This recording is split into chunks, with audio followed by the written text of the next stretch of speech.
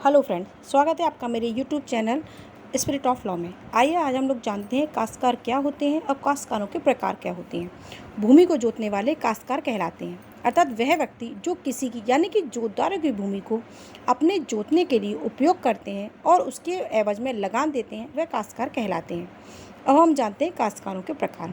उत्तर प्रदेश जमींदारी विनाश एवं भूमि व्यवस्था अधिनियम 1950 के लागू होने के पूर्व राज्य में 14 प्रकार की काश्तकारी थी, परंतु इन 14 प्रकार के जो काश्तकार थे उनमें विभिन्न प्रकार की असमानताएं थीं, क्योंकि कुछ तो पर्सनल लॉ द्वारा प्रशासित होते थे और वहीं कुछ मामलों में काश्तकारी अधिनियम 1939 द्वारा।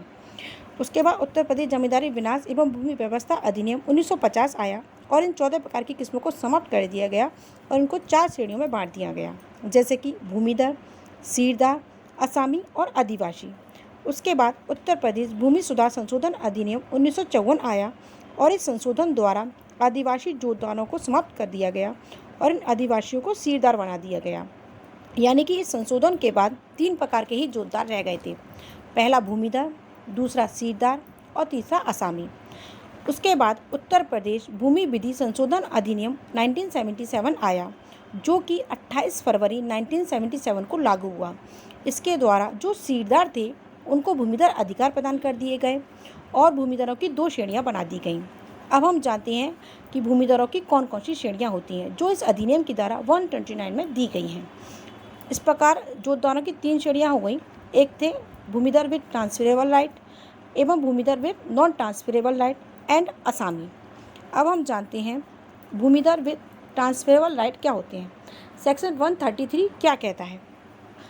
यह भूमिदर जो थे वो सर्वोच्च किस्म का होता है, यानी कि इनके जो अधिकार होते हैं वो परमानेंट, हेरिडेटरी एंड ट्रांसफरेबल होते हैं। अर्थात ये ऐसा अधिकार होता है जो जिसे चाहें जब चाहें अपनी भूमि का अंतरण कर सकते हैं। इनके अंतरण की शक्ति ही तो इन्हें नॉन ट्रांसफरेबल राइट वाली भूमिदर से अलग करती है। अब हम जानते हैं भूमिदर विद नॉन ट्रांसफरेबल राइट क्या होते हैं। सेक्शन 131 क्या कहता है। सेक्शन 131 कहता है नॉन ट्रांसफरेबल राइट वाले जो भूमिदर होते हैं उनके अधिकार जो होते हैं वो परमानेंट एवं हेरिडेटरी तो होते हैं, लेकिन उन्हें अंतरण का अधिकार नहीं होता, यानी कि वे अपनी संपत्ति को अंतरण नहीं कर सकते हैं। अब नॉन ट्रांसफरेबल राइट वाले भूमिदर में और कौन कौन से लोग हो सकते हैं ये हम जानते हैं। सेक्शन 131 ए क्या कहता है।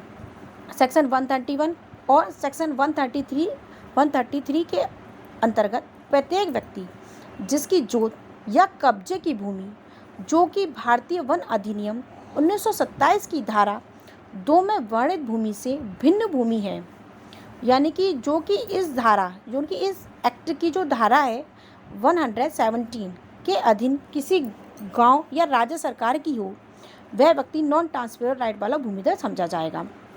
अब सेक्शन 130 बी क्या कहता है। सेक्शन 131 बी कहता है कि भूमिदर जो कि नॉन ट्रांसफरेबल राइट वाला है वह व्यक्ति जो उत्तर प्रदेश जमींदारी विनाश और भूमि व्यवस्था संशोधन अधिनियम 1995 के आरंभ के ठीक पूर्व नॉन ट्रांसफरेबल राइट वाले भूमिदर हों। अगर वह 10 वर्ष या उससे अधिक अवधि के लिए ऐसा भूमिदर हो तो वह ट्रांसफरेबल राइट वाले भूमिदर हो जाएंगे।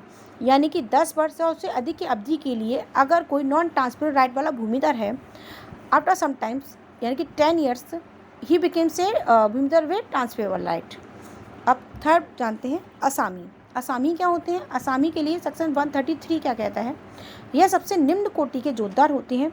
राज्य में सबसे कम भूमि इन्हीं असामियों के पास होती है और सेक्शन 133 में 4 प्रकार के असामियों के बारे में बताया गया है। पहला, ऐसा प्रत्येक व्यक्ति जो सेक्शन 11, सेक्शन 13 एवं सेक्शन 21 के अंतर्गत असामी हो जाए, या ऐसा और सेकंड, ऐसा प्रत्येक व्यक्ति जिसे भूमि इस अधिनियम के प्रावधान के अनुसार पट्टे पर दे दी गई हो या भूमि प्रबंधक समिति द्वारा उसे भूमि पट्टे पर दे दी गई हो, या ऐसा प्रत्येक व्यक्ति जो इस अधिनियम के प्रावधानों के अधीन असामी हो जाए। अब उत्तर प्रदेश भूमि विधि संशोधन अधिनियम 1977 के बाद एक संशोधन हुआ था 1986 में। उसमें जो सेक्शन 129 है उसमें जोतदारों की एक किस्म और बढ़ा दी गई थी, यानी कि उसमें सरकारी पट्टेदारों को शामिल कर लिया गया था। अब हम जानते हैं कि सरकारी पट्टेदार क्या होते हैं। सरकारी पट्टेदार सेक्शन 133 ए कहता है कि ऐसा प्रत्येक व्यक्ति जिसे राज्य सरकार द्वारा भूमि पट्टे पर उठा दी गई हो, ऐसी भूमि के संबंध में सरकारी पट्टेदार कहा जाएगा और उस पर वह अधिकार रखने का प्रभावी होगा। फ्रेंड्स, अगर आपको मेरा ये वीडियो पसंद आया हो तो इसे लाइक, शेयर एंड सब्सक्राइब करना ना भूलें।